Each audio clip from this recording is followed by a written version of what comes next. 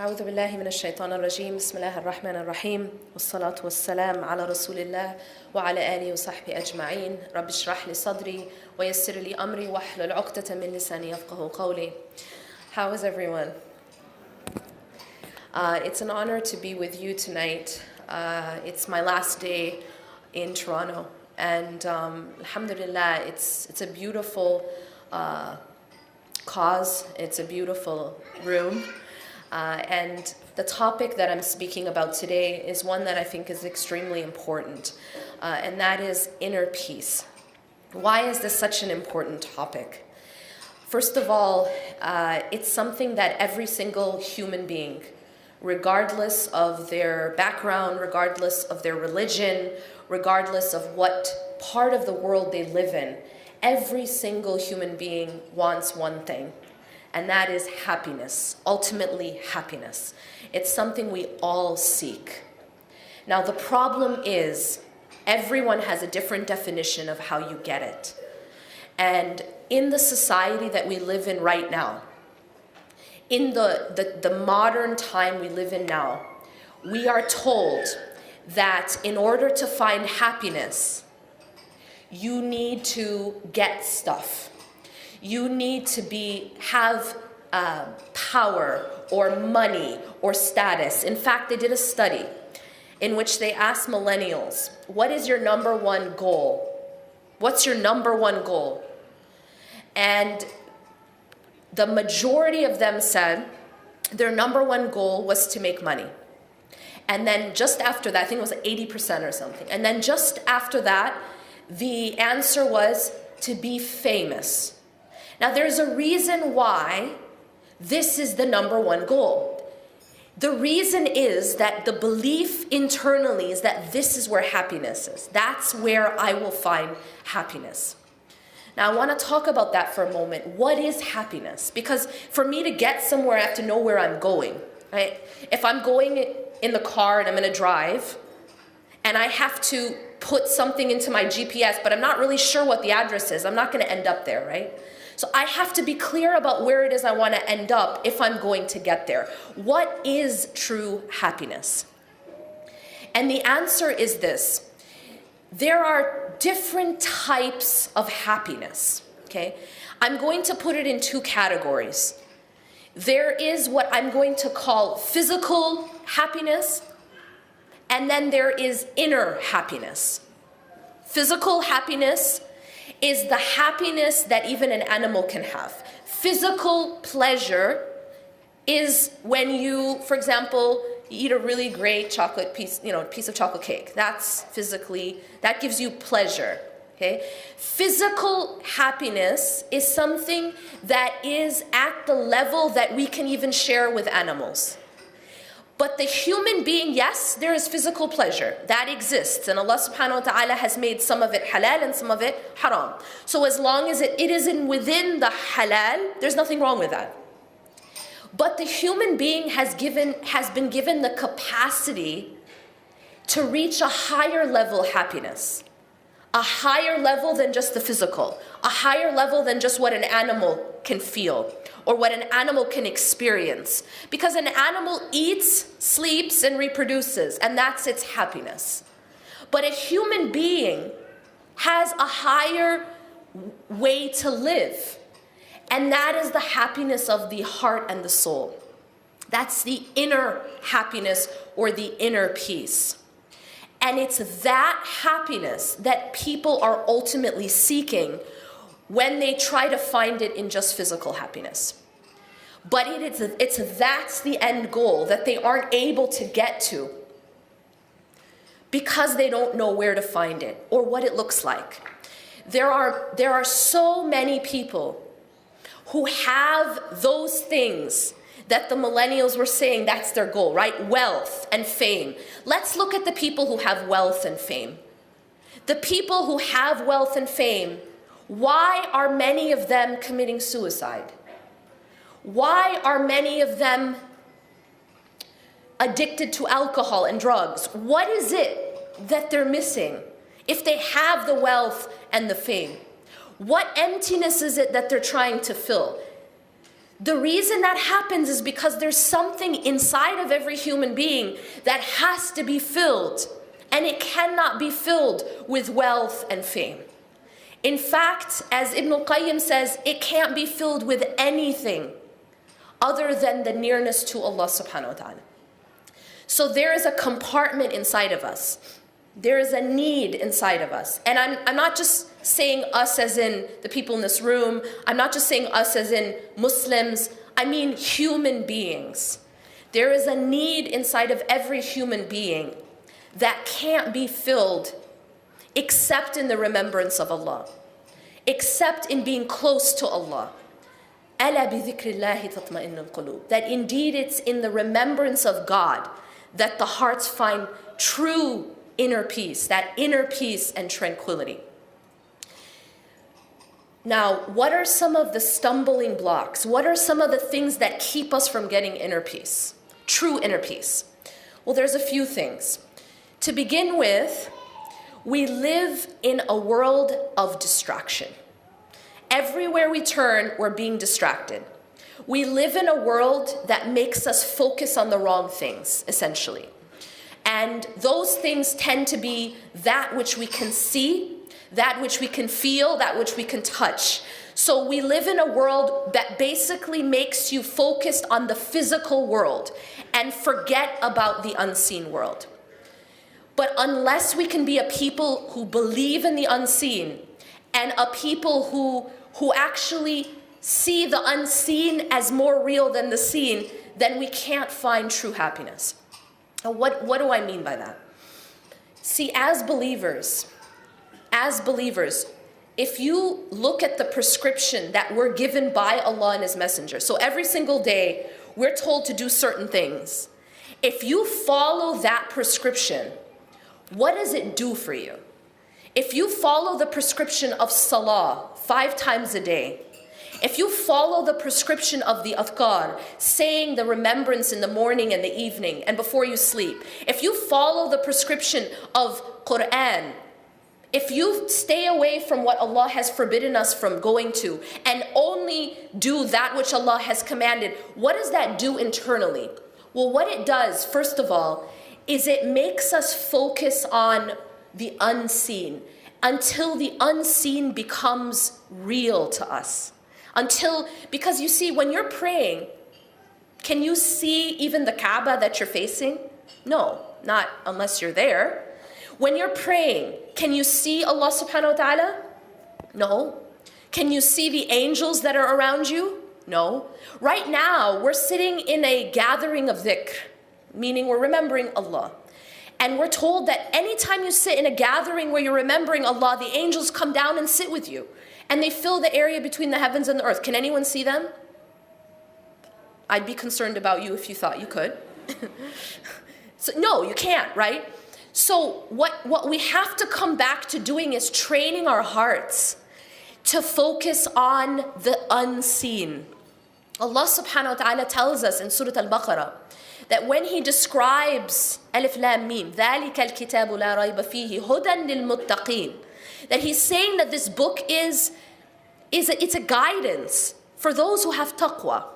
Who are they? الَّذِينَ يُؤْمِنُونَ بِالْغَيْبِ. The first description of these people who are going to benefit from this revelation is they must believe in the unseen. We cannot be a people who only believe and only care about the physical world, about the money I have, the status I have, the power I have, the way I look, the way my house looks, the way my car looks. If that's all we care about, we will not ever find that inner peace. So when you follow this prescription, it brings us back to that remembrance of what really matters. And those are things that we cannot see. Can anyone see Jannah and Jahannam? No. These are all unseen things. But can you see the mall? Come on, guys. It's not a trick question. You can see them all, right? But you can't see Jannah and you can't see Jahannam. And so what happens is we become distracted by what we can see and we forget about what we can't see. The other reason why we sometimes stumble in this pursuit of inner peace is that we face storms in life, right? Weather happens. And we can't always control that weather. And some people become very shaken by the storms in their lives. And sometimes the storms in our lives, they can destroy a person. And so part of being successful in this path to inner peace is being able to navigate our storms, being able to be resilient in our storms. Allah subhanahu wa ta'ala talks in the Quran about a solid tree.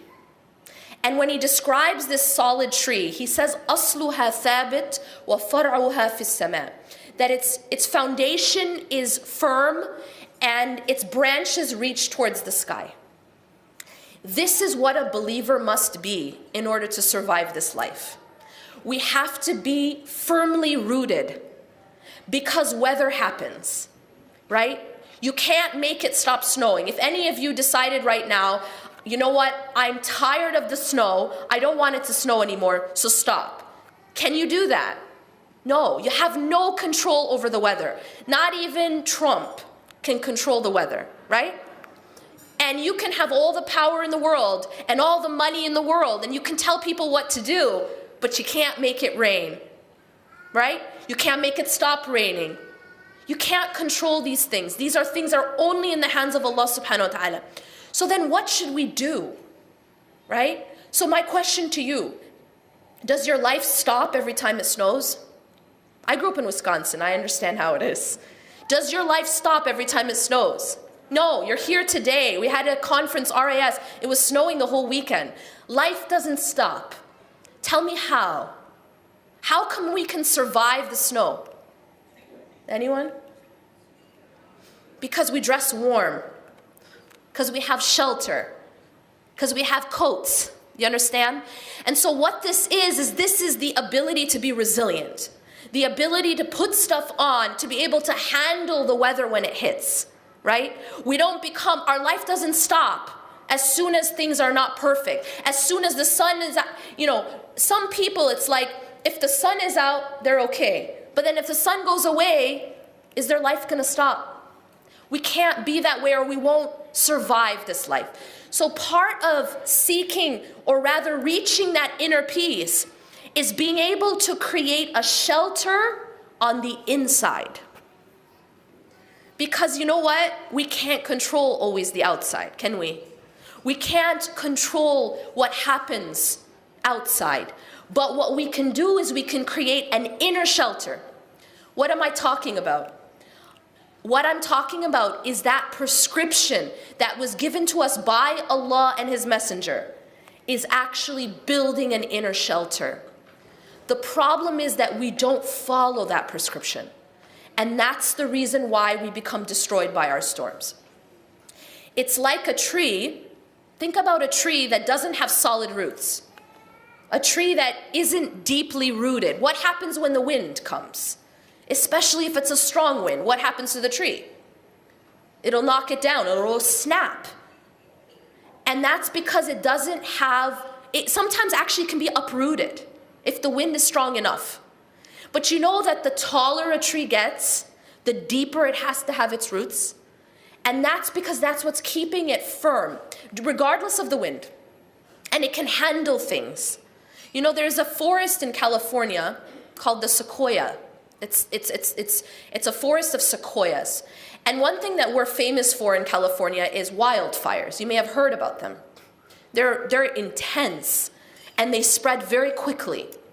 And one thing that's very amazing about certain types of trees is that Allah has designed them to somewhat be resistant to fire. That's amazing. And when I heard that, I just thought that was so amazing. Because this is the design of Allah. Allah has made the creation to be able to withstand the trials of this life. Allah created the human being in the same way. The human being is not actually that breakable.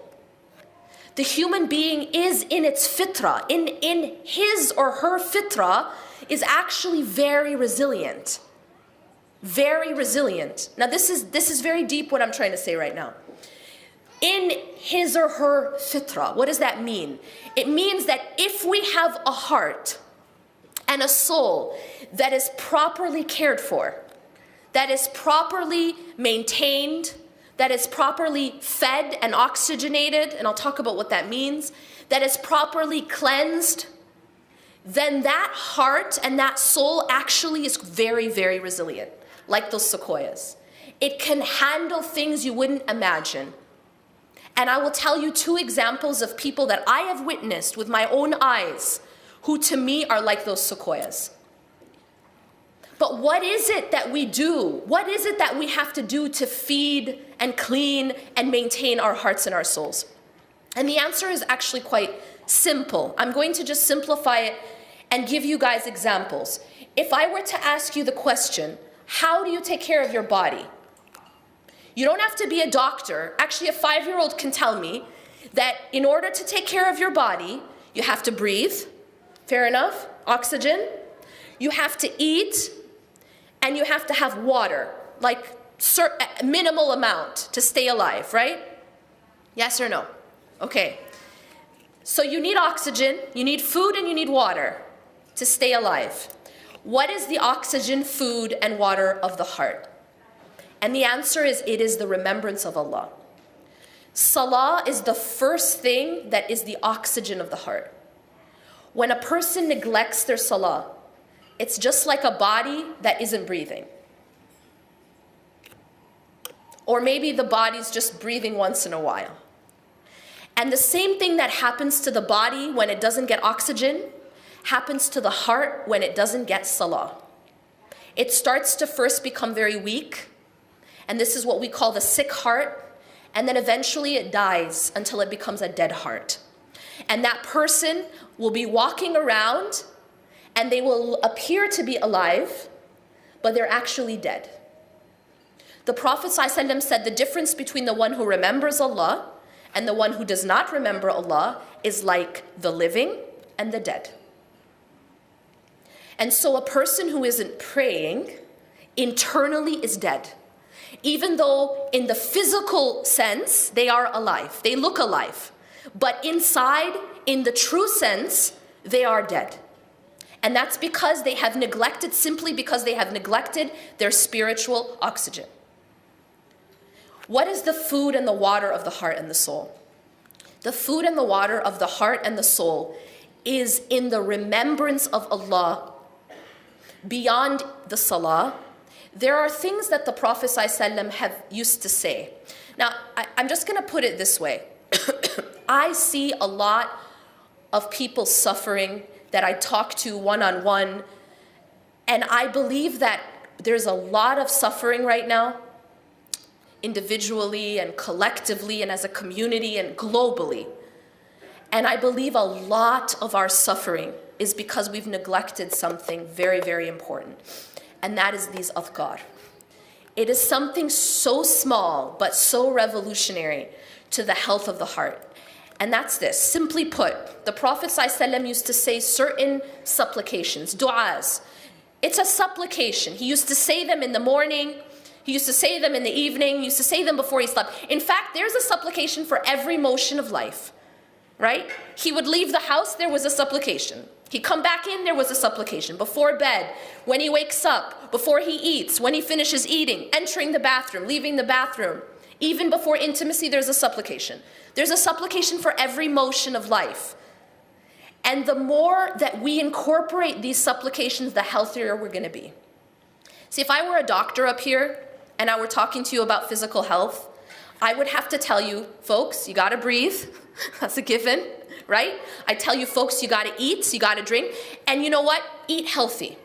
Take your vitamins, right? Take your, eat raw organic food, right? If I'm going to tell you how to take care of yourself, that's what I would tell you, right? This is what I'm telling you, but this is the spiritual food. This is the spiritual vitamins. And a person who takes that is not like a person who doesn't. They are not the same in terms of their spiritual health and their inner health, their inner peace. So the more that you can incorporate of these supplications, and I'm just going to give you guys a very practical way to do that. There's this app that you can download on your phone. You don't have to do it right now. It's called My Dua with 2 A's at the end. MYDUAA. It's just Fortress of a Muslim on an app.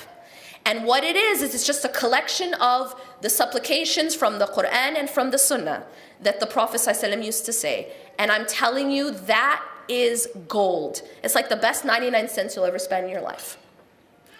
It's gold. You download that on your app and you use it, especially in the morning and the evening and before you sleep.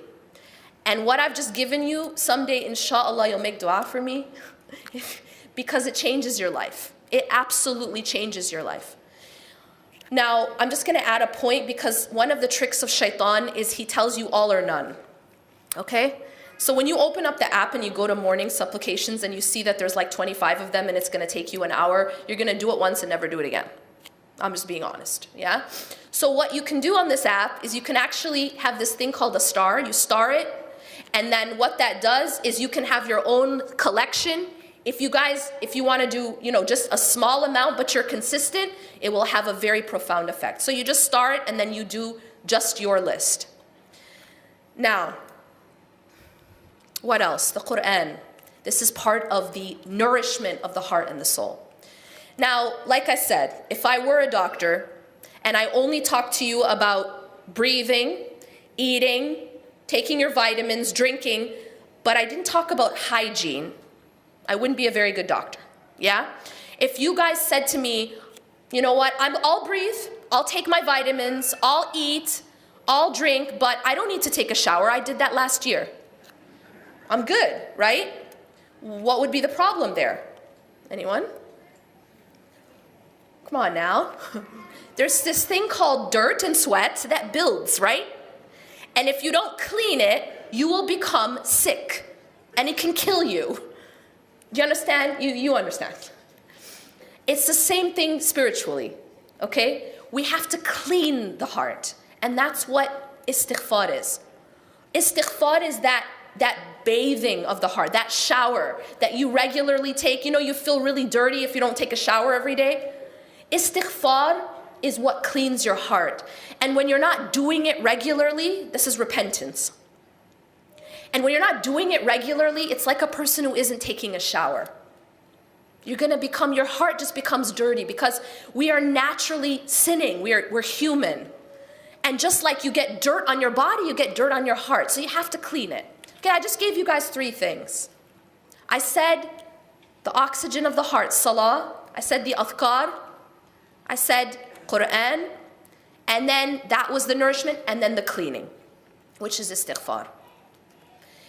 Now, I want to, before I close, share with you guys 2 personal stories of people that I know. And the reason I want to share these stories is because a lot of what we say up here on a podium oftentimes sounds cliche. Like, okay, I'll make a good quote, put it on a meme, it's good, right? But I want to just tell you these stories of people that I know who are living today, not in the olden days when you hear all these fairy tales and stuff, right? Today. And they're real people, about the power of Iman and the resilience that one can grow from Iman. Okay, the first is a friend of mine I met probably about 5-6 years ago. Some of you may have heard me speak about her.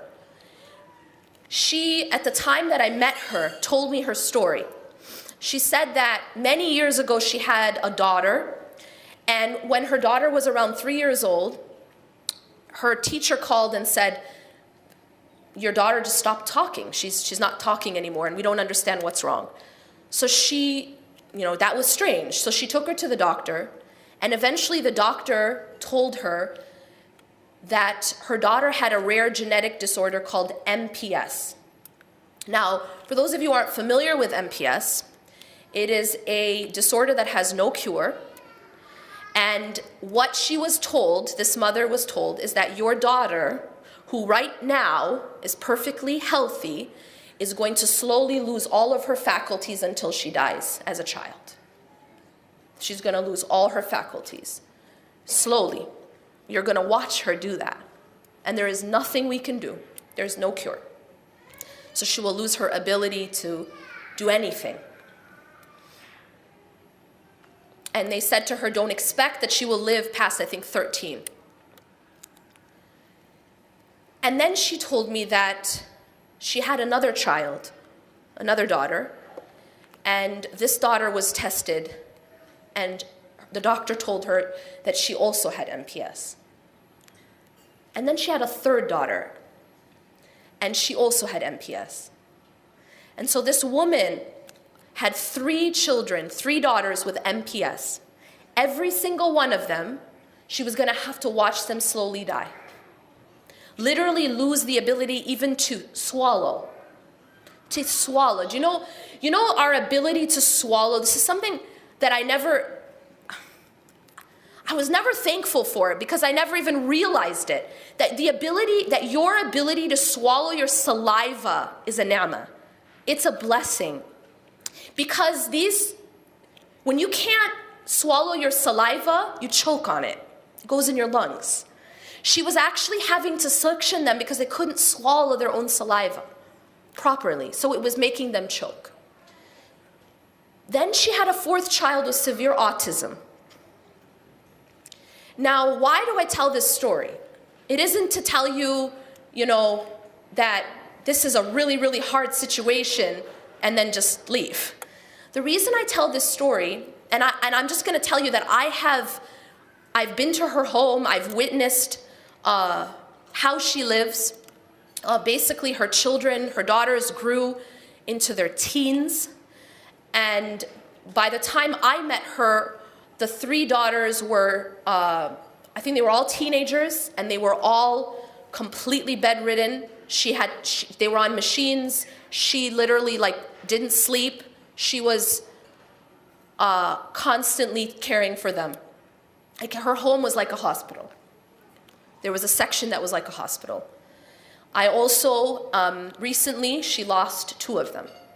One of them lived until she was 19. For 19 some years, she took care of this child and her other daughter. And now one of her daughters is still alive. May Allah make it easy for them. And the reason I tell this story is because of who this woman is. If I brought her here today, you would say she was the most, she's always smiling, subhanAllah.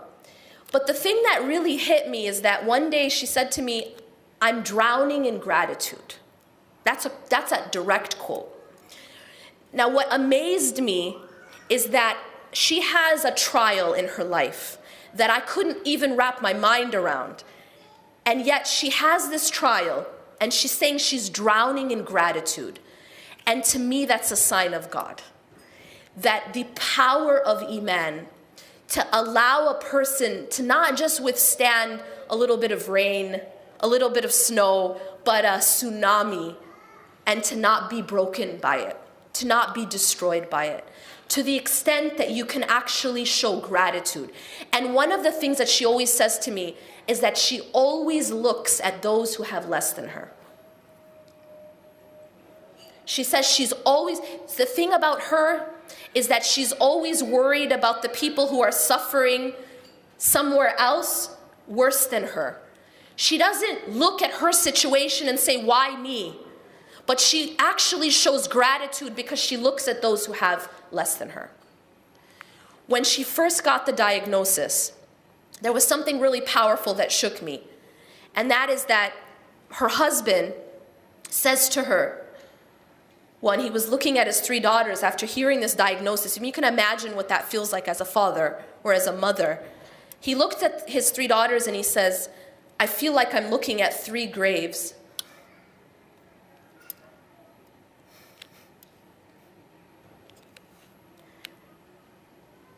And she said, no, there are 3 doors to Jannah. But I want to tell you this because these aren't cliches, I promise you. These are real life. These are people living their real life.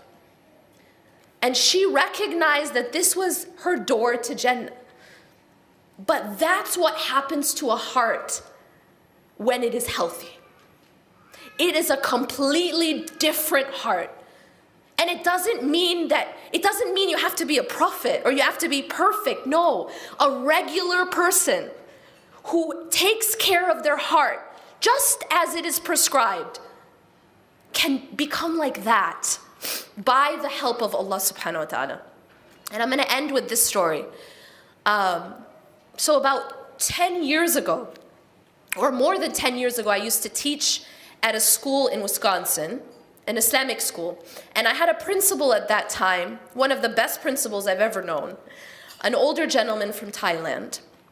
And after like a year or two there, he moved. And fast forward a decade later, so this was just recently, a few months ago, I was speaking in a community, and lo and behold, he was living in that community and he was the principal of that school. So I basically reunited with my old principal after a decade. And he's older now, so he actually just retired this year.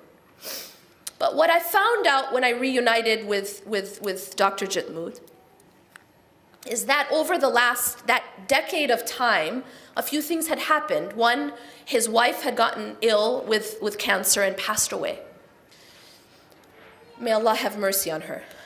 The other thing that I found out is that his son, he was I think about 21, he was delivering pizzas, and while he was delivering pizzas, a man slaughtered him, just cut his neck, just like that. And Dr. Jitmood is telling me that he gets a call at 3 o'clock in the morning saying, your son is no longer. I mean, he's past tense. He's passed away. He's been killed. And now, for me, I wanted to ask him, how did you cope with that? I mean, that's next level. And he told me that, you know, he was trying to process it. And he said he was just kind of pacing and saying, Inna lillahi wa inna ilayhi raji'un, and trying to process the shock. But what really, really stood out to me was this. He told me that shortly after that, he asked the lawyers to meet with the killer. So I was like, okay, why? They said, you can't. They told him you can't. You can't meet with the killer because he's in maximum security. And he spent 2 years just trying to meet with him. And I asked him, why? Why are you trying to meet with him? And he said, I want to meet with him because I want to forgive him. And I want him to be in the same place with my son.